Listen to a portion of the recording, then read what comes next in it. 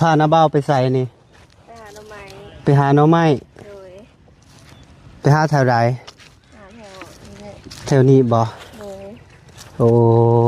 เจ้าเคยมาอยู่ที่แถวนี้กะโดยเคยมาหาอยู่บ่โดยกระสะไม่กะซะเห็นอยู่บ่น้าเบ้ายานเอวไปปุ๊บอุ้ยอ่ะปลุดอยู่ตกเด้อตกเลยเอาเลยคือเอาบ่ได้แล้วตัวนี้โอ้แหน่งลายเลยพี่น้องเอ้ยนี่หาแบบนี้ตัวพี่น้องเอ้ยเนาะ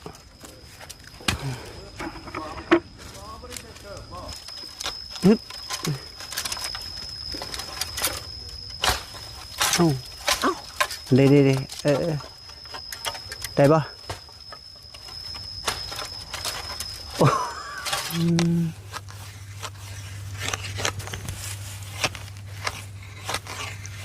เจออีกบ่ทำเนาะ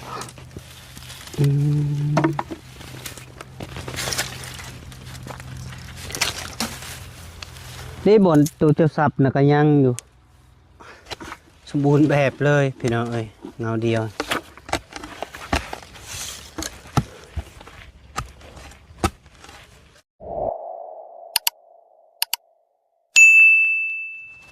เอาพี่น้องเนาะสิพาน้าเบ้าไปใส่นี่ไปหาหน่อไม้ไปหาหน่อไม้โดยไปหาแถวใดหาแถวนี้แถวนี้บ่โดยโอ้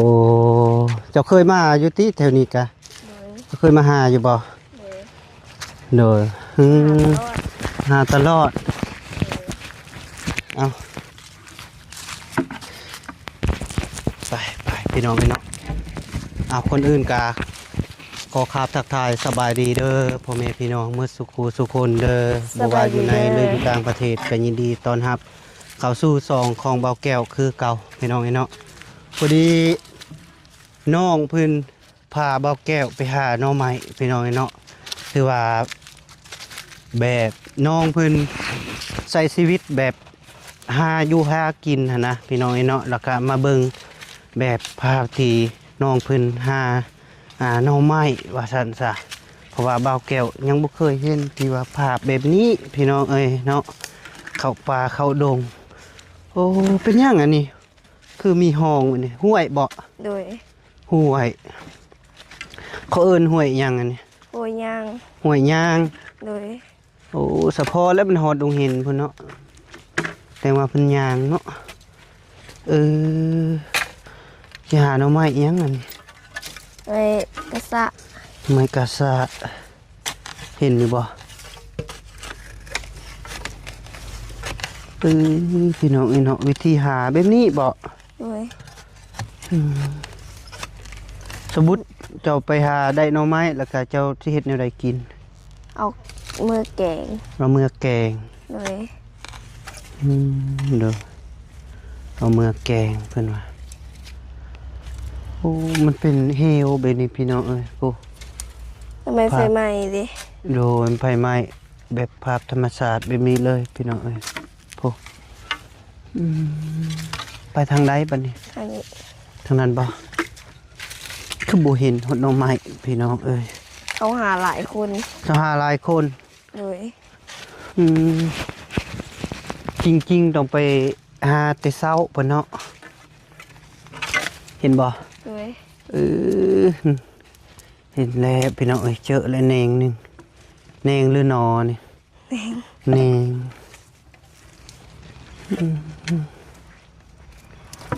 ระวังได้มีน้ำซ้ำ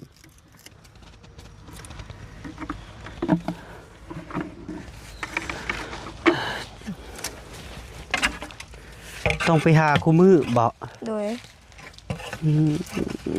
ตื่นสมาระแบกจกแป๊บเสียมไปมีป่าอยู่ที่ห้วยนี่นะล่ะโดยก็มีอยู่ลายบ่เฮ้ยป่าลายได้เฮ้ยฮะโอ้พี่น้องเอ้ยมีหดป่าเห็นหดป่าได้โอ้ น้องคนกำลังเอา ได้ โอ้ ไป ได้น้อยใหญ่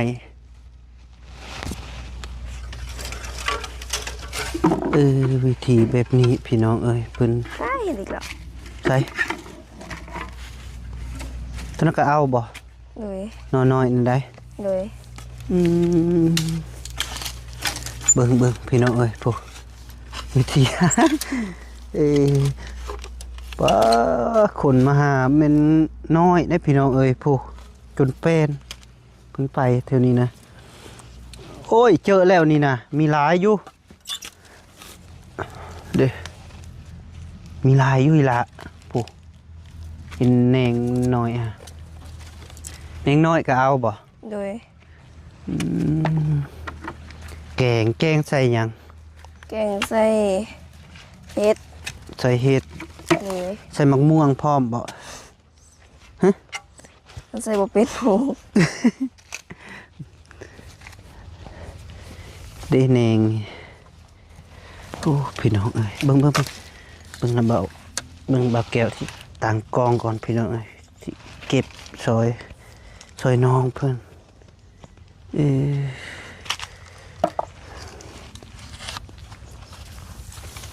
เฮ้ยโอ้ใส่เอ้ยน้ำเบายานได้เฮวไปพวกอุ้ยอ่ะปลุดอยู่ ตกเด้อ ตกเลยเอาเลยคือเอาบ่ได้แล้วตัวนี้โอ้แหนงลายเลยพี่น้องเอ้ยนี่เอาเห็นบ่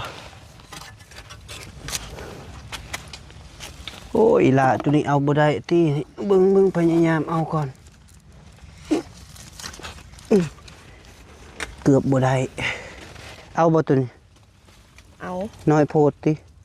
เอาได้ เอาได้บ่ ใบปิ่น นี่โอ้ยยานดิเหว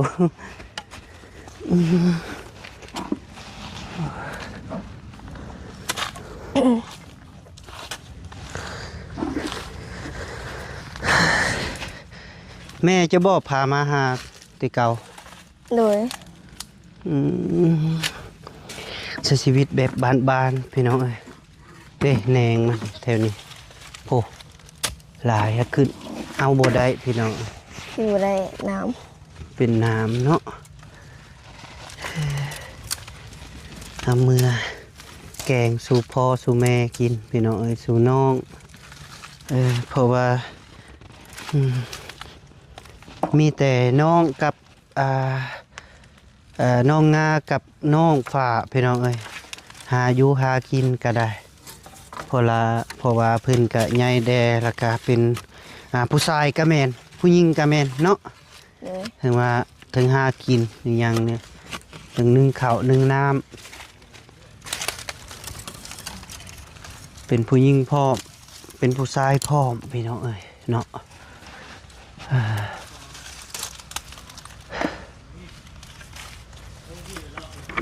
โดยไป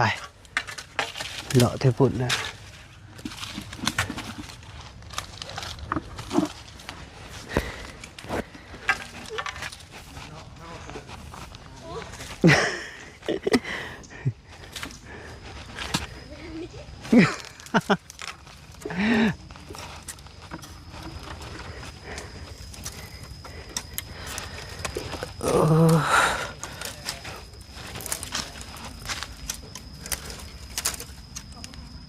หาแบบนี้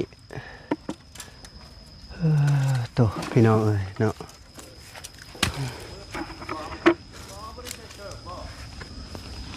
ลุงเอาป่าพร้อมเป็นยัง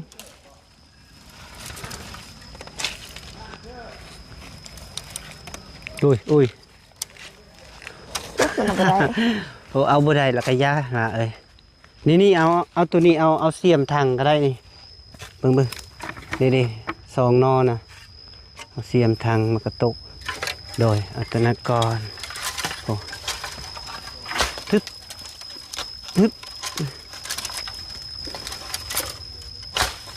เอ้าเด้ได้บ่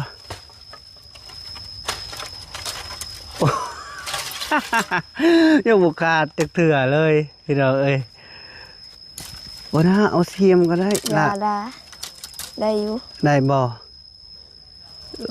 ตรงพยายามโอ้เฮ้ยบ่ได้ตีล่ะระวังได้มันเกาะแล้วนะเด้ทางหน้าทางหลังโอ้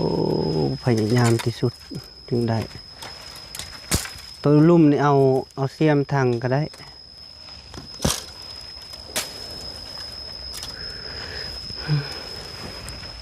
นี่เห็นบ่เจ้าเห็นบ่นอนเลยเห็นละ เห็น โอ้ย หาได้สิยืนที่นี่ เอาเสียมนะทางจัดบาทเดียว มันเดี๋ยวมันก็บ่ตก โอ้ยบ่แม่นคูดแล้วบ่น้ำคูดแล้วไปกกใหม่นี่คือใหญ่นี่กกอีหยังนี่กกเดือบ่ โดยกูเบีย กกเดือมีได้กระหอกกระแตมีบ่ บ่ฮู้ บ่ฮู้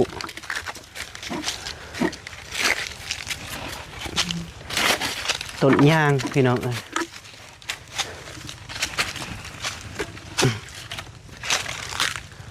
ยามเดือน7เดือน8สักสิกินหน่อไม้เท่านี้เนาะ โดย มันออกหนอ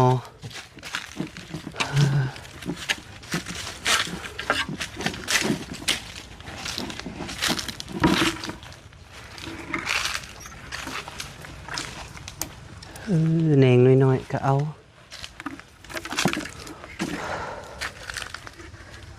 ดิแหนง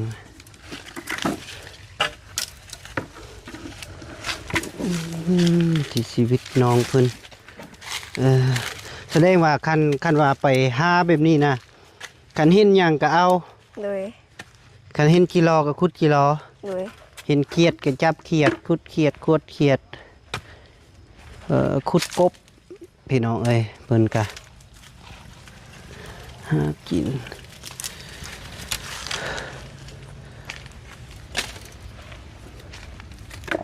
นี่เอาตัวนี้ละพี่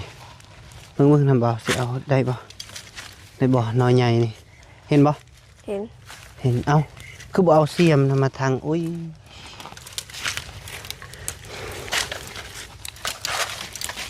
เลยโอ้ยวิธีเราเอาบ่เป็นธรรมดาพี่น้องไอ้พวกคือว่าบุเลย บุญญาณอดน้ำเลยเนาะ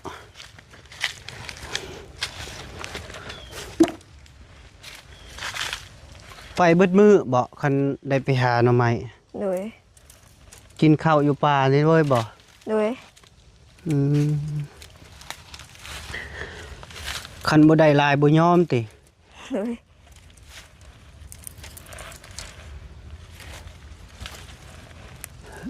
เป็นแหนงนอน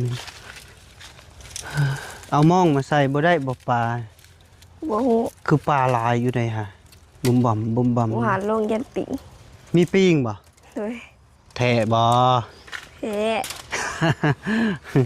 ว่านี่ก็ปีจับเฮา อยู่ไส นี่แหละ เมื่อวานนี้ มาหาหน่อไม้ เอ้ามาหาหน่อไม้ในปิ้งจึงได้จับจะไปตอนใดเมื่อวาน อ่อนคำเติบแล้ว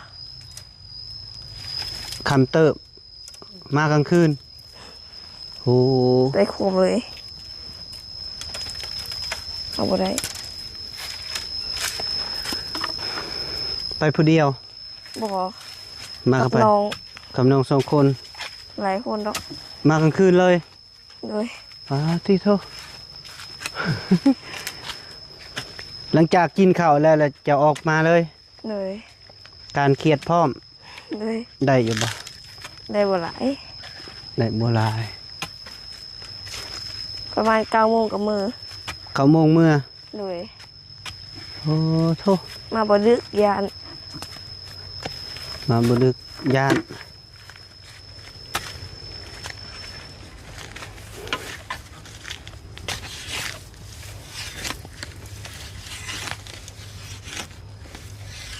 เอาคือเห็ดเลยนะ ดูดอ่อนขาว โอ้ขวดน้ำไม้ขาวเป็นแบบนี้โอ้พี่น้องเอ้ยเนาะวิธีหาหน่อไม้เก่งอีหลีระวังได้หาตอได้หาตอหรือแตนแม่แตนใหญ่ได้หา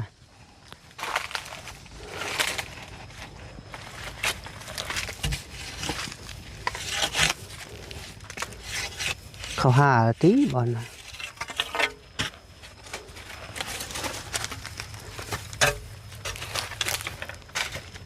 โอ้มันเป็นสายห่วยเนาะห้องลงเลยอุ้ยเกือบอยู่หังแม่แตนเกือบทำลายเอ้ยบอกแกวเกือบโดนแม่แตนพี่น้อง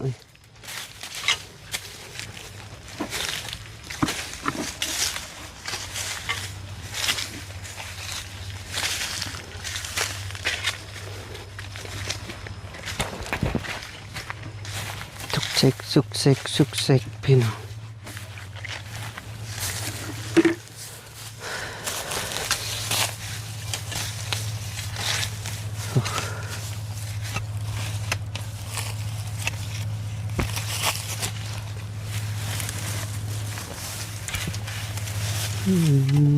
วิธีหาหน่อไม้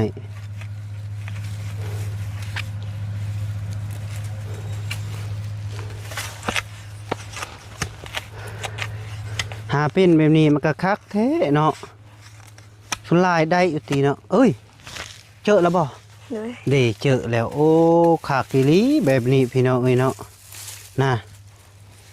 น้อย เอาเสียมแย่ก็ได้เห็นเสยมันเป็นนอกขาวเนาะมันกำลังป่งเด้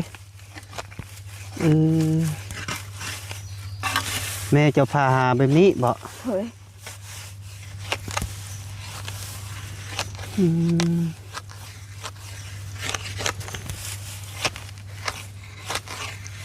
เจออีกบ่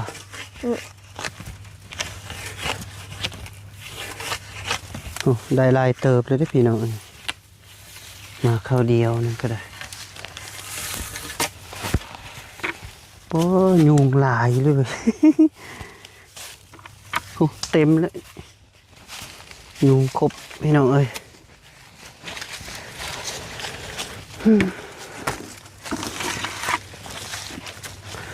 โอ้เบิ่งคนเคยเข้าป่ายางลิบ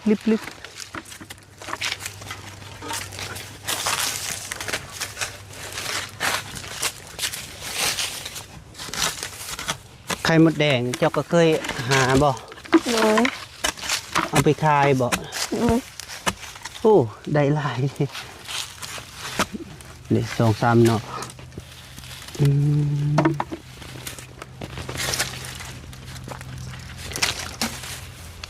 นี่บ่อนตัวเจ้าสับน่ะก็ยังอยู่นอหนึ่งแล้วก็อยู่เทิงอีก แบบนี้ เห็นบ่ เห็น อืม ยังไม่ได้เอา ได้เอาอิโพดโพยุงจะมาเป่าอหย่างเป่าแก่บ่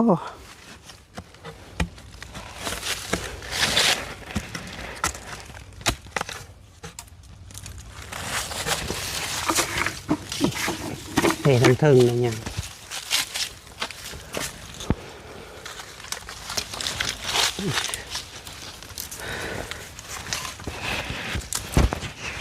ก็เขือแตนพี่น้องเอ้ย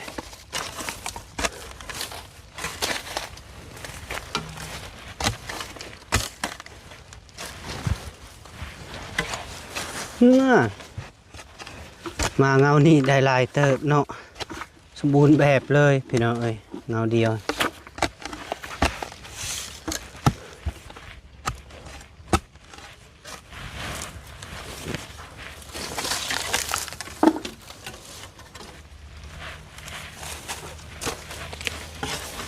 ยังอยู่บ่ เลย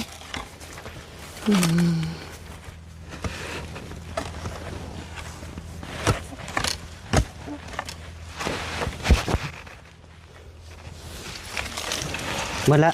เลย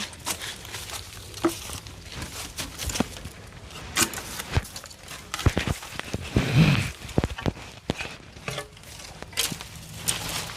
ทางพุ่นบ่ แม่ตัวน้อยนี้ โอ้นี่เห็นอยู่เลขยังมีหนอนึงนี่เห็นบ่ เห็น อืม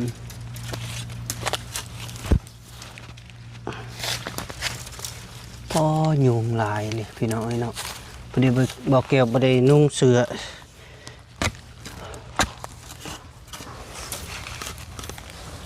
รู้สึกว่าผิวอายขาวอยู่ในตอนนี้เนาะ เลย เข้าป่า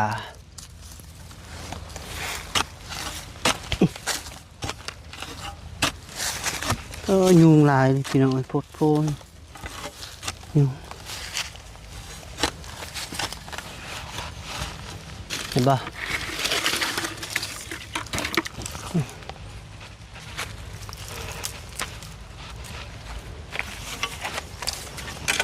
เพราะว่าฝนตกลงมาแล้วพี่น้องเอ้ยพอดี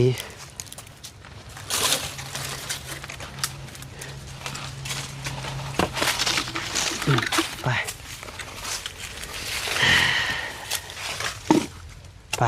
ไปหาเท่านั้นแล้วก็เนื้อและยุงลาย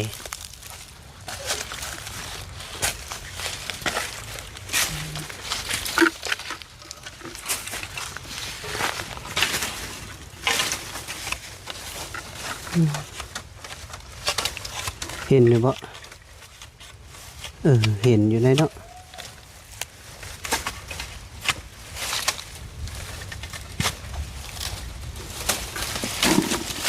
เอ็ด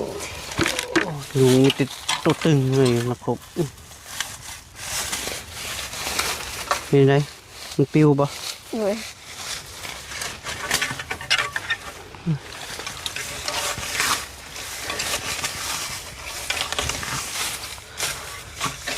ปิวไปเสร็จแล้ว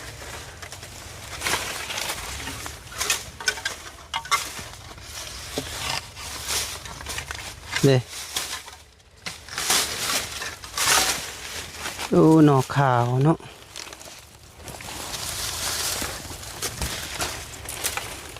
ดึบ โอ้ยมีอันนี้ ยังมีอยู่บ่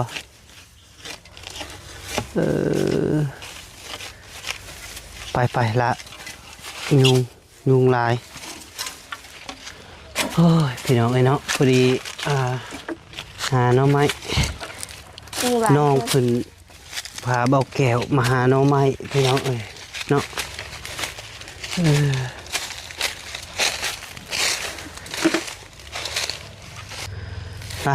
พี่น้องไอ้เนาะพอดีเรียบร้อย